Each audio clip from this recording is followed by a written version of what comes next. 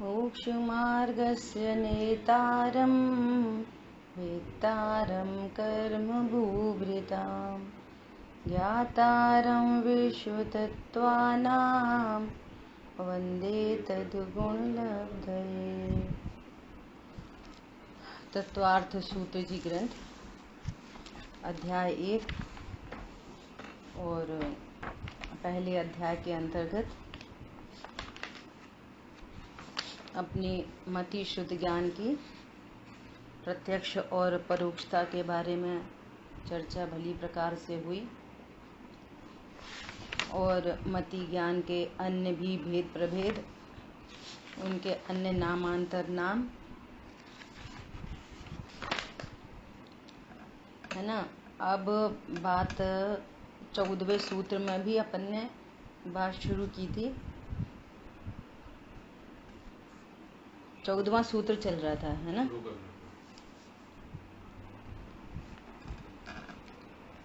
तदिंद्रिया निंद्रिय निमित्तम अर्थ 14वां सूत्र अध्याय number 1 page number 52 है हमारी पुस्तक में। इंद्रियां और मन उस मति ज्ञान के निमित्त हैं। निमित्त अर्थात जो उपस्थिति जिनकी अवश्यमेव होगी, हेल्प नहीं करते कुछ भी जानने में, है ना। इंद्रिय आत्मा परम ऐश्वर्य रूप प्रवर्तमान है, इस प्रकार अनुमान करने वाला शरीर का चिन्ह। देखो, ये बहुत इम्पोर्टेंट परिभाषा है। क्या कह रहे हैं? इंद्रिय किसको कहना है? इंद्रिय मतलब आत्मा तो परम ऐश्वर्यवान है, इस प्रकार का अनुमान करने वाला शरीर का चिन्ह। इंद्रिया क्या है? शरीर का चिन्ह। और एक इंद्रिय का अर्थ है आत्मा, जो कैसा है? परम ऐश्वर्यवान। क्या अर्थ निकला कि इंद्रियों जो शरीर के चिन्ह है ना, शरीर के 1 इंद्रिय 2 इंद्रिय 3 इंद्रिय 4 इंद्रिय, तो इन इंद्रियों को देखकर इस बात का अनुमान लगता है कि यहाँ आत्मा है परम ऐश्वर्यवान, नंबर 1। नंबर दूसरी बात कि जिसको जितनी इंद्रियां हैं पूर्व में उसके परिणामों का वे फल हैं। 1 इंद्रिय क्यों मिला? निकृष्ट परिणाम। 2 इंद्रिय 3 इंद्रिय 4 इंद्रिय, है ना। तो ये आत्मा को ही पहचानने के शरीर के चिन्ह, ठीक है। 9 इंद्रिय। 9 इंद्रिय मतलब नो मतलब न तो यहाँ पे नो है, नहीं। नो का अर्थ जिनागम में नहीं, नहीं, NO नो नहीं। और नो का अर्थ नो भी नहीं, 9 नंबर भी नहीं। क्या है? किंचित। मन जो सूक्ष्म पुद्गल स्कंद मनोवर्गणा के नाम से पहचाने जाते हैं, उनसे बने हुए शरीर का आंतरिक अंग जो कि अष्टदल कमल के आकार हृदय स्थान में है। तो कितना सूक्ष्म है ये मन इंद्री, कितनी सूक्ष्म है। पुद्गल की रचना है और उसका शेप कैसा है? 8 कमल के पत्ते के आकार वाला एक कमल हो जिसके 8 पत्ते हों, ऐसा आकार है। कहाँ पर है? हृदय स्थान में। बोलो, आज तक किसी डॉक्टर ने इतनी सर्जरी की, किसी को मन इंद्री नहीं मिली, किसी ने इस बात को डिक्लेयर नहीं किया कि वो एक और इंद्री होती है मन इंद्री। बोलो। और सब क्या बोलते हैं? हम कहाँ से सोचते हैं? दिमाग से। दिमाग से सोचते हैं। दिमाग एक इंद्रिय है, जबकि दिमाग नाम की कोई इंद्री जिन शासन में नहीं कही। 5 इंद्री कही हैं और मन इंद्री कही है। ये पुद्गल की द्रव इंद्री है। ये मन इंद्री क्या है? द्रव इंद्री। और इसके माध्यम से जो ज्ञान प्रवृत्ता है वो ज्ञान की पर्याय का नाम है भाव इंद्री। ठीक है। मति ज्ञान के होने में इंद्रिय मन निमित्त होता है, ऐसा जो इस सूत्र में कहा है सो वह पर द्रव्यों के होने वाले ज्ञान की अपेक्षा से कहा है, ऐसा समझना चाहिए।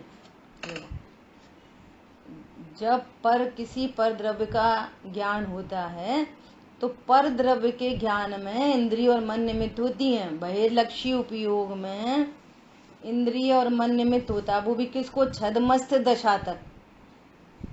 केवली परमात्मा को इंद्रिय मन निमित्त नहीं होते। ये और एक इम्पोर्टेंट बात है ना। 12वें गुण स्थान तक इंद्रिय और मन निमित्त पड़ते हैं छायु सम्यक ज्ञानियों को, है ना। और वो भी क्या? पर लक्ष्य होने पर। लेकिन भीतर स्वलक्ष्य में मन इंद्रिय निमित्त नहीं है। बोलो, स्वलक्ष्य में मन और इंद्रिय निमित्त नहीं है, तो इस ज्ञान को क्या कह सकते हैं पिछली चर्चा के अनुसार? बोलो। अतीन्द्रिय ज्ञान। अतीन्द्रिय ज्ञान। अब अपनी पिछली, हाँ, प्रत्यक्ष ज्ञान। प्रत्यक्ष ज्ञान। अभी अतीन्द्रिय की तो अपनी पिछली क्लासों में कोई चर्चा नहीं आई, प्रत्यक्ष और परोक्ष की चर्चा आई, है ना। तो पर को जानने के काल में ये मति श्रुत ज्ञान इंद्रिय और मन के माध्यम से प्रवृत्ता है, तो इसको परोक्ष ज्ञान कहते हैं। लेकिन स्वलक्ष्य के काल में यही ज्ञान क्या है? प्रत्यक्ष ज्ञान है। उस समय इंद्रिय और मन निमित्त नहीं होते। जब जीव उस मन और इंद्रिय के अवलंबन से अंशतः पृथक होता है, तब स्वतंत्र तत्व का ज्ञान करके उसमें स्थिर हो सकता है। आत्मानुभूति की विधि बता दी। इंद्रिय और मन से अंशतः पृथक होता है। पृथक होता मतलब अपने को पृथक जानता है। पृथक तो पहले से ही है। क्या बोला? ज्ञान इंद्रियों से पृथक है कि अपृथक है? पृथक ही होता है। सबका ज्ञान पृथक होता है। अब पृथक हुआ का अर्थ क्या? पृथक जाना। देखो, आत्मा के बारे में ग्रहण करना, त्याग करना, पृथक करना, भिन्न करना, जितने भी शब्द यूज होते हैं वे सारे ही शब्द जानने के अर्थ में प्रयुक्त होते हैं। और नहीं तो हम ऐसे ही समझते रहते पृथक किया। तो कौन से टूल से पृथक किया? कैसे पृथक किया? आत्मा जानने वाली वस्तु है, तो वो जान भिन्न भिन्न जाना, इसका नाम पृथक हुआ। और पृथक किया इसका अर्थ ये है कि पहले जुड़ा था। तो सुबह की भाषा में बोलो कि तेरा ये ज्ञान अभिप्राय अभी भी मिथ्या है कि मैंने पृथक किया, मतलब पहले जुड़ा था। पॉइंट समझ में आ रहा है? इंद्रिय और मन को अंशतः पृथक किया, पृथक होता है। पृथक होता है मतलब पृथक जानता है। ठीक है। इंद्रियों का धर्म तो यह है कि वे स्पर्श रस गंध वर्ण को जानने में निमित्त हों। आत्मा में वह नहीं है, इसलिए स्वलक्ष्य में इंद्रियां निमित्त नहीं है। दूसरा लॉजिक दे रहे हैं। आत्मानुभूति के काल में इंद्रियां और मन निमित्त हो सकते कि नहीं हो सकते? कि नहीं हो सकते। क्यों नहीं हो सकते? कि वो उनकी खिड़की बाहर खुलती है, ऊपर को जानने के काम आती हैं इंद्रियां, स्व को जानने के काम नहीं आती। इसलिए जब तक हम जिनवाणी के माध्यम से स्वाध्याय कर रहे हैं, आँखों से देख रहे हैं, कान से सुन रहे हैं, और फिर अपन कह रहे हैं कि मैं आत्मा हूँ, तो ये इसको इसलिए परलक्षी ज्ञान कहते हैं। स्वलक्ष्य से जाना जाए। स्वलक्ष्य से मतलब इंद्रिय और मन का जहाँ पर कोई निमित्त नहीं हो, डायरेक्ट आत्मा को जाना जाए तो आत्मानुभूति होती है। ऐसा वह विकल्प भी यहाँ स्वलक्ष्य में नहीं है। नहीं, एक लाइन छूट गई। मन का धर्म यह है, 5 इंद्रिय का धर्म तो ये है स्पर्श रस गंध वर्ण और शब्द को जाने, और मन का धर्म यह है कि वह अनेक विकल्पों में निमित्त हो। मन किस में निमित्त होता है? अनेक विकल्पों में निमित्त होता है। देखो, इसलिए जब तत्व ज्ञान होता है, तत्व निर्णय की प्रोसेस चल रही होती है, वहां पर भी मन इंद्रिय निमित्त पड़ती है। ये मन इंद्रिय के माध्यम से इतना कुछ श्रुत ज्ञान है ना, जो श्रुत ज्ञान में बात ख्याल में आ रही है, ऐसा है ऐसा है ऐसा है, तो यहाँ अभी मन इंद्रिय निमित्त पड़ रही है। बहुत सारा चिंतन चलता है, उस टाइप का चल रहा है। जैसे सुबह चर्चा आ रही है ना, तो कह रहे हैं टोडरमल जी ने कहा, क्या कहा कि कोई विचार नहीं करना, तो तूने उसको गुप्ती समझ ली। सुनना, बहुत गंभीर बात है भैया। कोई विचार नहीं हो, उसका नाम है गुप्ती। तो वो कह रहे हैं कि पाप रूप चिंतवन तो करता नहीं। भाई धर्म करना है ना, तो कोई अब हिंसा झूठ चोरी कुशील परिग्रह खाने कमाने लड़ाई झगड़े के तो स्थूल विकल्प है ही नहीं, है ना। तो अब देवशास्त्र गुरु के भी कोई विकल्प नहीं है, देवशास्त्र गुरु संबंधी। अब क्या विकल्प चल रहे हैं? ज्ञान स्वरूपो हम, ज्ञान स्वरूपो हम, अविनाशी स्वरूपो हम, अकर्ता स्वरूपो हम, है ना। तो अब ये आत्म विकल्प तो चल ही रहे ना। तो कह रहे हैं पाप रूप चिंतवन को छोड़ देता है और शुभ रूप चिंतवन होता है, आत्म चिंतवन होता है, तो उसी को गुप्ती समझ लेता है। हम तो ऐसा विचार कर लेते कि हम तो ज्ञायक हैं। अच्छा, किसी ने ऐसा विचार करके ये वाली बात मानी है कि हम तो स्त्री हैं? सवेरे रोज उठे, हम तो ऐसा विचार कर लेते हम तो स्त्री हैं। स्त्री का विचार है कि स्त्री पने की अनुभूति है, और अनुभूति के लिए विचार की जरूरत है। मान्यता, ऐसी मान्यता है कि मैं स्त्री हूं, तो स्त्री की मान्यता के लिए विकल्प की जरूरत पड़ती है। विकल्प है तब स्त्री है कि स्त्री मान के रखा है। किसी ने सुबह उठ के शीशे में शक्ल देखी, अरे हाँ मैं तो स्त्री हूं, तब स्त्री है। ऐसे यहाँ पे लगाना कि आत्म विकल्प, मैं आत्मा हूं, मैं आत्मा हूं। इसको भी यहाँ पे क्या कह रहे हैं कि ये मन के द्वारा प्रवृत्ति हो रही है। यहाँ पे मन इंद्रिय फंक्शन में है, और आत्मा हूं, इसके लिए विकल्प की भी क्या जरूरत है? विकल्प की क्या जरूरत है? हूं, बस बात खत्म। वो हूं पने का निर्णय और अनुभव, उसके लिए ऐसे घोकने की जरूरत नहीं है। मैं तो आत्मा हूँ, आत्मा हूँ, आत्मा हूँ, आत्मा हूँ, ज्ञान स्वरूप हूँ, ज्ञान स्वरूप हूँ, यहाँ मेरी सत्ता है, संख्यात प्रदेशी हूँ। बोलो, भले प्रोसेस में ये आते हैं, परंतु ये कह रहे हैं कि ये जो विकल्प आत्म संबंधी भी विकल्प चल रहे हैं, यहाँ पर मन इंद्रिय प्रवर्तमान है। कषाय की बहुत मंदता होती है तो लोगों को आत्मानुभूति का या I am on the right track ऐसा भ्रम हो जाता है।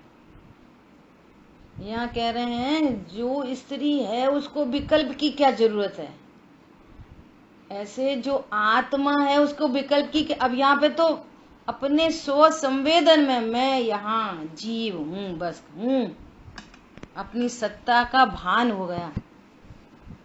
विकल्प तो ये है कि मैं आत्मा हूं, और भाववासन ये है कि मैं पुरुष हूं, स्त्री हूं, पंचेंद्रिय हूं, श्रावक हूं, मुनि हूं। बात ये है कि तुम कौन हो। जो है उसके लिए विकल्प की जरूरत नहीं। समझ आइए, जहां तक विकल्प है वहां तक मन इंद्रिय प्रवर्तमान है, ये कह रहे हैं। देखो, मन का धर्म यह है कि वह अनेक विकल्पों में निमित्त हो। वह विकल्प भी यहाँ स्व लक्ष्य में नहीं है। जो ज्ञान इंद्रिय तथा मन के द्वारा प्रवृत्त होता था, वही ज्ञान निजानुभव में वर्त रहा है। इस प्रकार इस मति ज्ञान में मन इंद्रियां निमित्त नहीं है। यह ज्ञान अतीन्द्रिय है। अब आई अतीन्द्रिय की बात। यह प्रत्यक्ष ज्ञान, इसको अतीन्द्रिय कह रहे हैं। अब सुनो एक और खास बात, इसको बंद कर देना जरा। एक और खास बात, बहुत गंभीरता से सुनना, सब लोग बहुत ध्यान से सुनना। ज्ञान चाहे एक इंद्रिय जीव का हो, निगोदिया का हो, ठेठ अज्ञानी का हो, सम्यक ज्ञानी का हो, मुनिराज का हो, केवल ज्ञानी का हो, सबका ज्ञान अतीन्द्रिय ही होता है। कोई ज्ञान इंद्रिय ज्ञान होता ही नहीं। पूरे विश्व में इंद्रिय ज्ञान नाम की कोई चीज नहीं। ढूंढोगे मिलेगी नहीं। जो ज्ञान इंद्रियों के माध्यम से, जिसमें इंद्रिय और मन निमित्त पड़ते हैं, उस ज्ञान को उपचार से इंद्रिय ज्ञान कहा जाता है। और डिफरेंस कैसे करें? दोनों ही ज्ञान को अतीन्द्रिय ज्ञान कहें, तो डिफरेंस कैसे करें? तो डिफरेंस करने के लिए एक को कह दिया इंद्रिय ज्ञान, और जहाँ इंद्रिय मन निमित्त नहीं है उस ज्ञान को कह दिया अतीन्द्रिय ज्ञान। दोनों केस में ज्ञान तो वही है, अतीन्द्रिय ही। ज्ञान थोड़ी कोई इंद्रिय ज्ञान हो जाता है, और न इंद्रिय ज्ञान में कोई हेल्प करती है, उपस्थिति है उनकी, एक निमित्त नैमित्तिक संबंध बना हुआ है। समझ में आ गई सभी को? उस ज्ञान में जब जिनवाणी पढ़ रहे हैं, ये वाला ज्ञान, और जिनवाणी पढ़ के एकदम बात समझ में आ गई, और फिर चिंतवन चल रहा है, चिंतवन चल रहा है, वो उस ज्ञान में भी मन इंद्रिय निमित्त पड़ रही है, और मन पावे विश्राम, रस स्वादत सुख उपजे। तो अब जहाँ इंद्रिय और मन निमित्त नहीं है, तो अब इस ज्ञान को क्या कह रहे हैं? अतीन्द्रिय ज्ञान। और पहले वाला ज्ञान क्या था? वो भी इंद्रिय था। समझ आ रही बात? Exactly same. इंद्रिय सुख नाम की विश्व में कोई चीज नहीं है। आत्मा अतीन्द्रिय, आत्मा के गुण अतीन्द्रिय, आत्मा की पर्याय अतीन्द्रिय, आत्मा की विकारी पर्याय भी अतीन्द्रिय। तो जो जिसको इंद्रिय सुख कहते हैं, वो सुख भी अतीन्द्रिय है। डिफरेंस कैसे करें उसमें और इसमें? जैसे ज्ञान में कहा कि जब परलक्ष्य था, रसगुल्ला खा रहे थे, बहुत मजा आ रहा था, तो वो लक्ष्य इंद्रियों का था, पर पदार्थ का था, इसलिए वो जो तुम्हें सुखाभास हो रहा है उसको इंद्रिय जनित सुख कहते।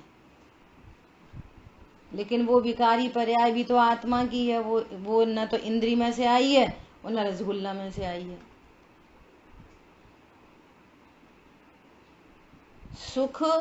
सुख नाम की चीज रसगुल्ला में है कि आत्मा में है? बोलो। सुख नाम की चीज, सुख नाम का गुण, भले ही वो विकार रूप नमन कर रहा हो, वो आत्मा में है कि रसगुल्ला में है? आत्मा में है, तो वो आत्मा में होने वाला गुण तो अतीन्द्रिय होता है, उसकी पर्याय अतीन्द्रिय होती है। तो सुख भी अतीन्द्रिय है, और स्वभाव के आशय से जो सुख प्रकट हुआ, तो इस सुख में और उस सुख में डिफरेंस करने के लिए उसका नाम रखा इंद्रिय सुख, इसका नाम रखा अतीन्द्रिय सुख। वो चारित्र गुण की विकारी पर्याय है, ये चारित्र गुण की शुद्ध पर्याय है तो जीव की पर्याय, और दोनों पर्याय अतीन्द्रिय हैं, विकारी भी और शुद्ध भी। परंतु चूंकि लक्ष्य में इंद्रियां हैं, इंद्रिय के विषयभूत पदार्थ हैं, तो इसलिए उस सुख का नाम इंद्रिय सुख रख दिया। समझ में आ गई सबको?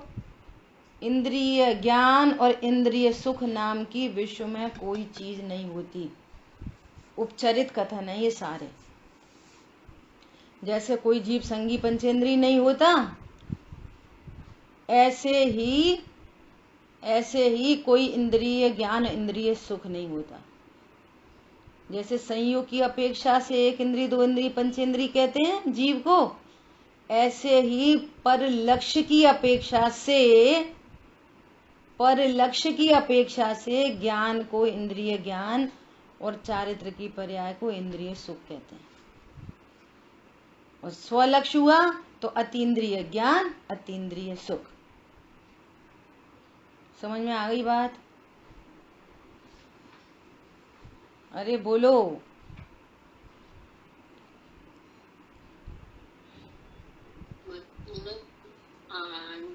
जीव आत्मा अतीन्द्रिय है। आत्मा अतीन्द्रिय है, आत्मा के गुण अतीन्द्रिय है, आत्मा की पर्याय अतीन्द्रिय है, आत्मा का विकार भी अतीन्द्रिय है, और आत्मा की स्वाभाविक शुद्ध पर्याय भी अतीन्द्रिय है। क्रोध को देखा है कैसे रंग का होता है? बोलो। क्रोध को सब जानते हैं, सब परिचय है क्रोध से। तो कैसे रंग का होता है? ठंडा होता है कि गर्म होता है? खट्टा होता है कि मीठा होता है? स्पर्श रस गंध वर्ण मेड होता है क्रोध। तो फिर हो गया ना अतीन्द्रिय, क्रोध भी अतीन्द्रिय हो गया। समझ आ गई बात? वो मति शुद्ध ज्ञान के द्वारा वेदन में आता है, जिसको पीछे प्रत्यक्ष कह दिया। बहुत समझने की बातें हैं। मन का विषय मूर्तिक अमूर्तिक पदार्थ है। समय क्रोध हुआ है ना, तो परलक्ष्य है, तो इंद्रिय ज्ञान हुआ ना। हाँ, इंद्रिय ज्ञान कहते हैं। क्या चर्चा क्या चल रही है? कहते हैं। हाँ, ज्ञान को इंद्रिय ज्ञान न तो इंद्रियों से उपजा और न इंद्रियों में चला गया, उसको कहा जाता है। हाँ बस। मन का विषय मूर्तिक अमूर्तिक पदार्थ है, इसलिए मन संबंधी परिणाम स्वरूप के विषय में एकाग्र होकर अन्य चिंतवन का निरोध करता है, इसलिए उसे उपचार से मन द्वारा हुआ कहा जाता है। ऐसा अनुभव चतुर्थ गुण स्थान में ही होता है। अनुभव हो गया तो चौथा गुण स्थान हो गया। इन आत्मानुभूति को इंद्रिय जनित भी कहा जाता है, तो वो भी उन्होंने दे दिया कि आत्मानुभूति से पूर्व मन प्रवर्तमान था, तो मन जनित भी कहते हैं उपचार से। ठीक है, उपचार से मन द्वारा कहा जाता है। अब देखो, बहुत लोग कहते हैं चौथे गुण स्थान में अनुभूति होती नहीं, शुद्धोपयोग होता ही नहीं। शुद्धोपयोग तो मुनिराजों को होता है। अब लगाओ हेतु, यदि चौथे गुण स्थान में शुद्धोपयोग नहीं होता और बिना ही शुद्धोपयोग के अतीन्द्रिय आनंद आ जाता है, तो फिर सातवें गुण स्थान में भी शुद्धोपयोग की क्या जरूरत है? फिर आनंद ऐसा ही हो गया, तो आनंद बढ़ता चला जाएगा। जब इतना आनंद बिना शुद्धोपयोग के प्रकट हो गया, तो फिर और आनंद भी बिना शुद्ध उपयोग के प्रकट हो जाएगा। पॉइंट समझ में आ रहा है? जरूरत ही क्या है फिर शुद्ध उपयोग की? भैया जब अतीन्द्रिय, वे लोग ऐसा बोलते हैं कि चौथे गुण स्थान में सम्यक दर्शन तो होता है, शुद्ध उपयोग नहीं होता। और सम्यक दर्शन मतलब देश का श्रद्धान है हमको, हाँ हम 7 तत्व का श्रद्धान है, हम जीव हैं बस, ठीक है। शुद्ध उपयोग की क्या जरूरत है? ऐसी बात है। इस सूत्र में बतलाया गया है कि इंद्रिय ज्ञान में इंद्रिय, मति ज्ञान में इंद्रिय मन निमित्त हैं। यह नहीं कहा है कि मति ज्ञान में ज्ञेय, अर्थ, वस्तु और आलोक, प्रकाश निमित्त हैं। बहुत इंपॉर्टेंट बात है। क्या बोल रहे हैं? हाँ, सम्यक दर्शन और अनुभूति ये एक साथ होते हैं। हाँ, ऐसे है। तो पहली बार जब सम्यक दर्शन होता है तो वेरी फर्स्ट टाइम में सम्यक दर्शन, सम्यक ज्ञान, सम्यक चारित्र सब अनुभूति के काल में ही प्रकट होते हैं, ध्यान में ही प्रकट होते हैं सब। अनुभूति के काल में अनंत गुणों की शुद्ध पर्या प्रकट होती है, अनुभूति छूट जाती है और बस देख लिया ओ यही आत्मा, विश्वास बना रह गया, हाँ मैं आत्मा हूँ। अनुभूति छूट गई और विश्वास बना रह गया, अनुभूति छूट गई, ज्ञान सम्यक बना रहा, अनुभूति छूट गई, अनंतानुबंधी के भाव रूप भीतराग तक कंटिन्यू है। अब अनुभूति कभी होगी, कभी 10 दिन बाद होगी, कभी महीने बाद, कभी 3 महीने बाद, जब जैसी हो अनुभूति। अच्छा, सम्यक दर्शन ज्ञान चाहे तो बने रहते हैं। एक बार मुझे ध्यान है, एक बार शायद ऐसे बताया कि सामयिक के काल में अनुभूति होती है, ऐसे ही कहा। तो फिर मुझे एक जिज्ञासा एक आई कि फिर वो शेर की पर्याय में सम्यक दर्शन जो हुआ, तो वो सम्यक दर्शन यानी अनुभूति, तो शेर पर्याय, अब वो तो उस समय तो वो मांस भक्षण कर रहा था, तो उस समय कैसे उपदेश सुन के उसे जान लिया, बस उस समय उसकी सामयिक समझ लो, बस ऐसे वही उसका सामयिक का काल, वही सम्यक दर्शन प्राप्त हुआ, अनुभूति हुई, ध्यान हुआ उसको उस समय। समस्या तो यही है। समस्या क्या है कि मांस खा रहा था, मुनिराज आ गए, मांस छोड़ दिया, मुंह में तो खून लगाया, अभी भी ध्यान किया होएगा, सामा की होगी, मुंह तो धोया नहीं, हाथ भी नहीं धोए, कुल्ला भी नहीं करा, अभी मुंह में खून ही लिसा है और सामायिक हो गई, ध्यान हो गया। समस्या कहाँ पे आती है? समस्या यही तो हम समस्या आ रही है भैया, वो शरीर की क्रिया अलग चल रही है, आत्मा अलग चीज है। आत्मा का मुंह नहीं होता, आत्मा के मुंह में खून नहीं लगता, आत्मा द्रव्य गुण पर्यायमयी कोई और वस्तु है। अभी आया ना, उसने पृथक करके अपने को देह से पृथक जानकर, ओह मैं ज्ञान स्वरूप हूँ, पूरे जाति स्मरण हो गया, मैं सामायिक हो गई, खून में खून लगा रहा, मुंह में मुंह लगा रहा, जो कुछ हो रहा शरीर की क्रिया शरीर में रह गई, शरीर से भिन्न अपने को एकदम भिन्न ज्ञान स्वरूपी अनुभव कर लिया, रत्नत्र प्रकट हो गए। अब क्या 2 समस्याएं आती हैं। समस्याएं क्या आती हैं? जो जीव राइट प्रोसेस में भेद ज्ञान में नहीं जाता, ये पूरी बात सुन के भेद ज्ञान कर ले, बस आत्मा अलग है, मैं अलग, शरीर अलग है, भिन्न भिन्न है, जड़ चेतन की सब परिणति अपने अपने में होती है। अब भिन्नता का भाव भाषण ही तो करना है, जैसे करो तैसे करो, तो मुंह धो के करो, कुल्ला करके करो, धुले कपड़े पहन के करो, जैसे करना है तैसे करो। बात तो ये तुम कर ही नहीं सकते, वो तो ज्ञान स्वरूप को जानना है। अब रॉन्ग वे कहाँ से जाते हैं?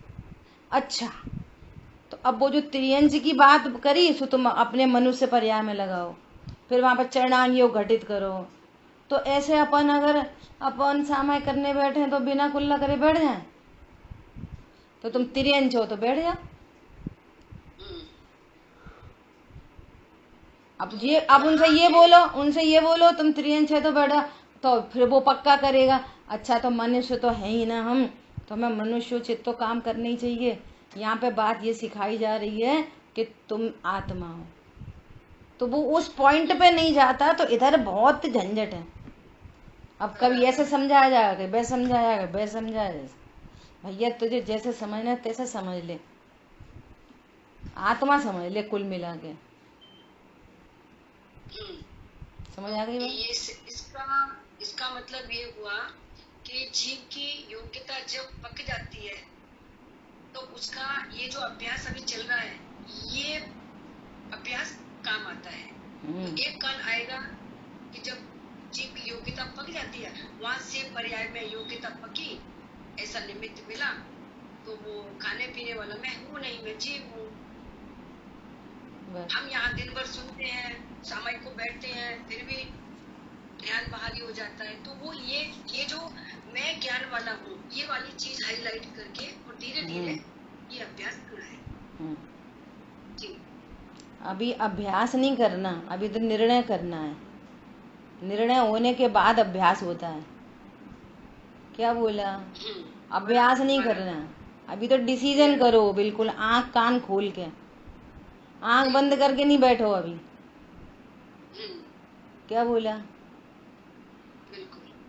अभी आंख बंद करके नहीं बैठो, अभी तो निर्णय करो आंख खोल के, जिनवाणी में खूब आंखें गड़ा गड़ा के निर्णय करो, खूब सुन सुन के निर्णय करो। पहले तो एकदम पक्का निर्णय। गुरुदेव वो पंडित साहब से बोला निर्णय पक्का करें, हमारा निर्णय पक्का। तो बोले पक्का तो तब कहेंगे जब सच्चा होए, पहले सच्चा निर्णय करो आंख खोल के। बिल्कुल वो थे ना वीरेन पंडित साहब, उनकी स्वाध्याय में कोई आंख बंद करके ऐसे बैठता तो वो उठा देते, वो आंख बंद मत करो, आंख खोल के सुनो। पंडित साहब कहते हैं भैया भी आंख बंद मत करो, आंख खोल के पर निर्णय करो, सुनो तो सही स्वरूप क्या है। पहले अभ्यास तो तब होगा जब हम करेक्शन हो जाएगा, करेक्शन हो गया अब अभ्यास करो। पहले करेक्शन तो हो, पहले मैं हूँ कौन, क्या हूँ, शरीर की क्रिया करता हूँ कि नहीं करता, शरीर की क्रिया से लाभ है हानि है, परिणाम मेरे हैं कि नहीं मेरे, मैं ज्ञाता भी हूँ परिणाम भी मेरे हैं। नहीं अब परिणाम बिगड़ नहीं जाए, सुधर नहीं जाए, वैसे तो अपन ज्ञाता ही है।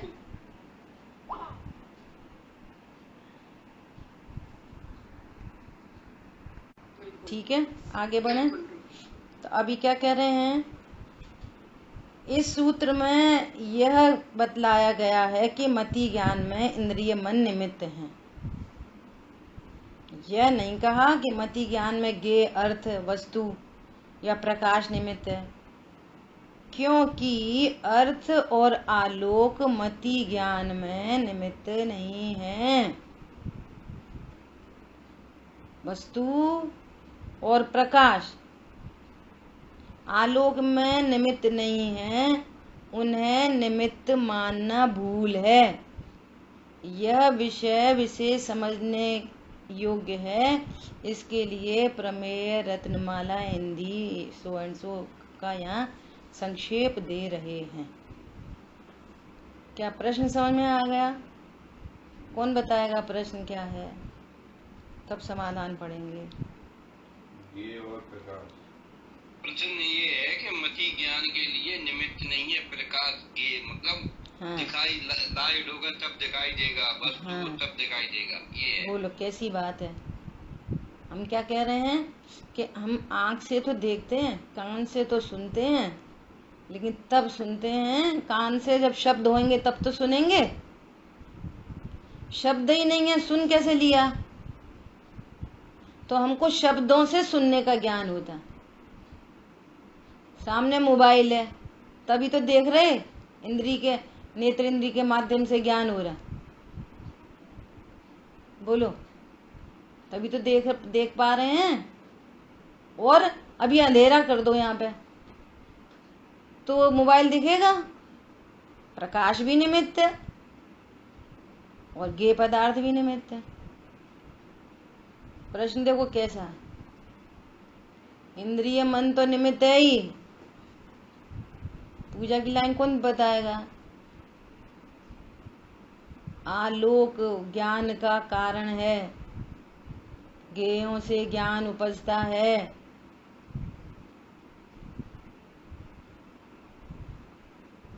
लगा लो दूसरी लाइन, यह सोच बना था मस्ताना। मस्ताना चाहे कुछ सोचता रहता, सोच का वो दे रहे हैं।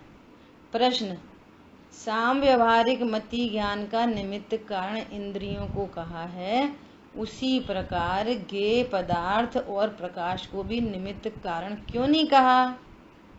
प्रश्नकार का तर्क यह है कि अर्थ वस्तु से भी ज्ञान उत्पन्न होता है और प्रकाश से भी ज्ञान उत्पन्न होता है। यदि उसे निमित्त न माना जाए तो सभी निमित्त कारण नहीं आ सकते, इसलिए सूत्र अपूर्ण रह जाता है। समाधान, आचार्य देव कहते हैं, अर्थ मतलब वस्तु और आलोक प्रकाश दोनों साम व्यवहारिक प्रत्यक्ष के कारण नहीं है।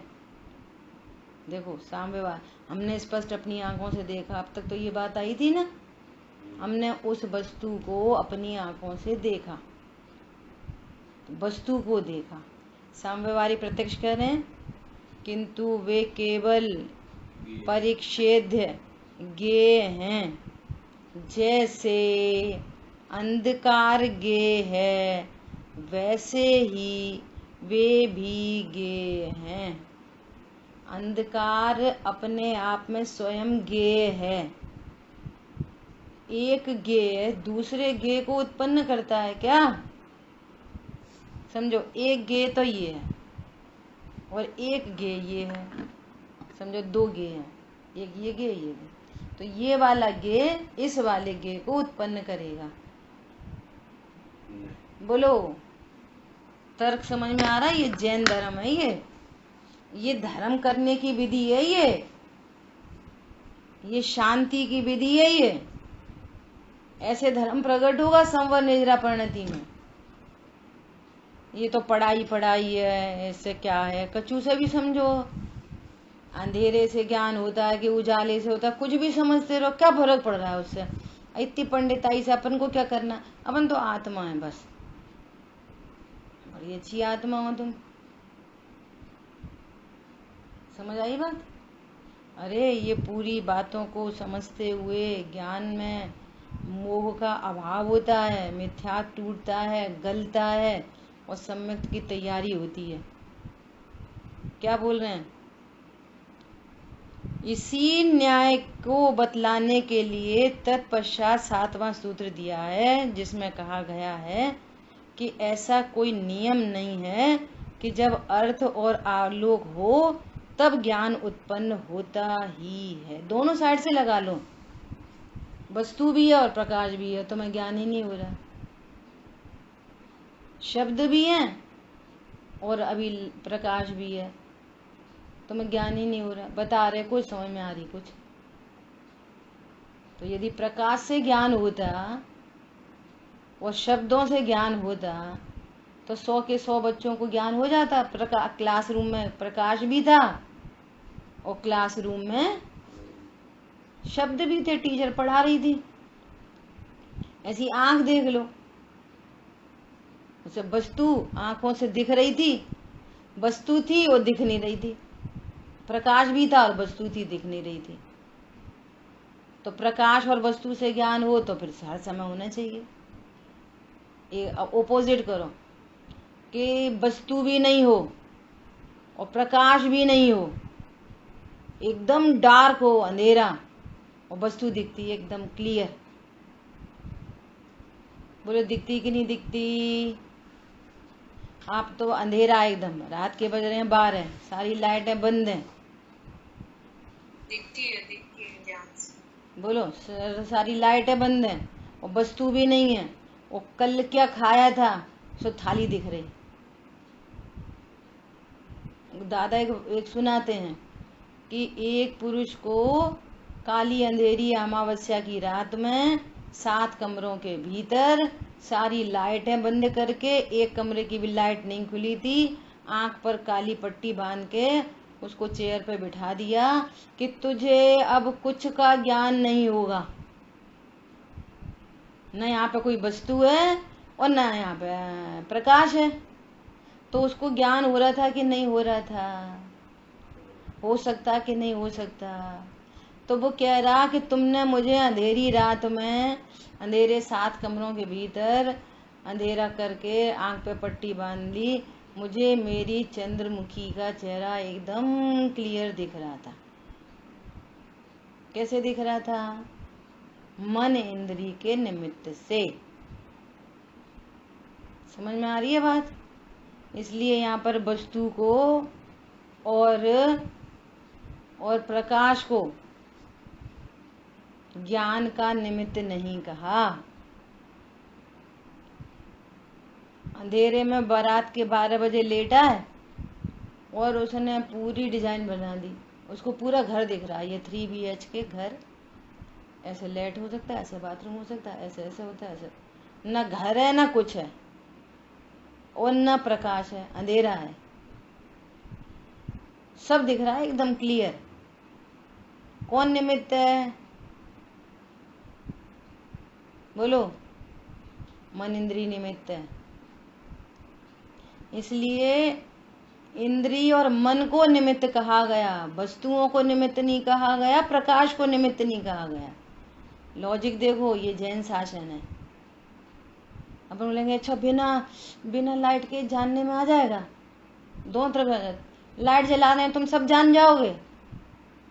लाइट जला दी, चलो सबको जानो। कहाँ दिख रही? कहाँ दिख रही? हमें तो नहीं दिख रही, हमें दिख रही नहीं। लाइट जल रही है, तुम्हें नहीं दिख रही। वस्तु भी है और लाइट भी है, तुम्हें नहीं दिख रही। अरे उधर देखो, उधर उधर वही तो पड़ी है, सुई पड़ी है वो। अरे वो पेंसिल रखी है। वस्तु भी और प्रकाश भी है, नहीं दिख रहा। और कभी वस्तु नहीं है, प्रकाश भी नहीं है, और वस्तु साफ दिख रही है। समझ में? दोनों तरफ से लगा लो, दोनों साइड से। किसी ने सपने में मिठाई खाई है, नहीं खाई है? सपने में अंधेरा है और न वस्तु है। किसी को एकदम से आवाज सुनाई देती है सोते सोते से, ऐसा लग रहा है कोई हमको आवाज दे रहा है। न आवाज है और न प्रकाश है, और फिर भी आवाज सुनाई दे रही। अरे बोलो, कितने सारे एग्जाम्पल हो गए। क्या बोल रहे हैं? ऐसा कोई नियम नहीं है कि अर्थ और आलोक हो तब ज्ञान उत्पन्न होता ही है, और जब वे न हो तब ज्ञान उत्पन्न नहीं होता। इसके लिए निम्नलिखित दृष्टांत दिए गए हैं। एक मनुष्य के सिर पर मच्छरों का समूह उड़ रहा था, किंतु दूसरे ने उसे बालों का गुच्छा समझा। क्यों समझा भाई? मच्छर थे तो मच्छर का ही ज्ञान होना चाहिए था, प्रकाश भी था, दोनों ही थे, और उसको दिख रहा है बालों का गुच्छा, और उड़ रहे थे मच्छर। कितनी सारी चीजें होती हैं ऐसे। ठीक है? इसका यहाँ अर्थ वस्तु ज्ञान का कारण नहीं, वस्तु ज्ञान का कारण नहीं। ज्ञान पर्याय अपने ज्ञेयाकार को लेके उत्पन्न होती है, वस्तु में से नहीं आती। जैसे चीनी की मिठास अपने में से उत्पन्न होती है, चम्मच में से नहीं आती। समझ में आ रही बात? ये धर्म चर्चा आई है, धर्म प्रकट होता है इससे। अपनी सत्ता स्वरूप पता चलती है, अपनी स्वाधीनता पता चलती है, मैं ज्ञान स्वरूप हूँ ये पता चलती है, ये इंद्रियों से मैं नहीं देखता सुनता ये पता चलती है। मोह गलता है, ज्ञान सम्यक होता है। ऐसे होता है धर्म। ऐसे होएगी सामायिक, ऐसे होएगा ध्यान। अभी अभ्यास मत करो। काय का करेंगे अभ्यास? अभी तो वस्तु स्वरूप को समझो एकदम भली प्रकार से, फिर अभ्यास करो बाद में। अब किसको कितना हो गया नहीं हो गया, वो दूसरा नहीं कह सकता। दूसरा उदाहरण दे रहे हैं। अंधकार में बिल्ली इत्यादि रात्रिचर प्राणी वस्तुओं को देख सकते हैं, इसलिए ज्ञान के होने में प्रकाश कारण नहीं। निशाचर प्राणी होते हैं तो रात में देखते हैं, नहीं तो उनकी आंखें ऐसी होती हैं वैसी होती हैं। अरे आंखों से ज्ञान नहीं होता, आंख तो निमित्त है उनकी भी। समझ आ रही बात? उपरोक्त दृष्टांत नंबर 1 मच्छरों का समूह था, किंतु ज्ञान तो बालों के गुच्छे का हुआ। यदि अर्थ ज्ञान का कारण होता तो बालों के गुच्छे का ज्ञान क्यों हुआ और मच्छर के समूह का ज्ञान क्यों नहीं हुआ? दृष्टांत नंबर 2 बिल्ली आदि को अंधकार में ज्ञान हो जाता है। यदि प्रकाश ज्ञान का कारण होता तो बिल्ली को अंधकार में ज्ञान कैसे होता? प्रश्न, तब यह मति ज्ञान किस कारण से होता है? इसकी चर्चा अपन आगे करेंगे। ठीक है, और इसको पढ़ना फिर से पूरे प्रकरण को, तो अपने को विषय अपने ज्ञान में समाए। ठीक है। जिन वाणी के ज्ञान से सूझे लोकालोक, सुवाणी मस्तक नमो सदा देत हूँ दो।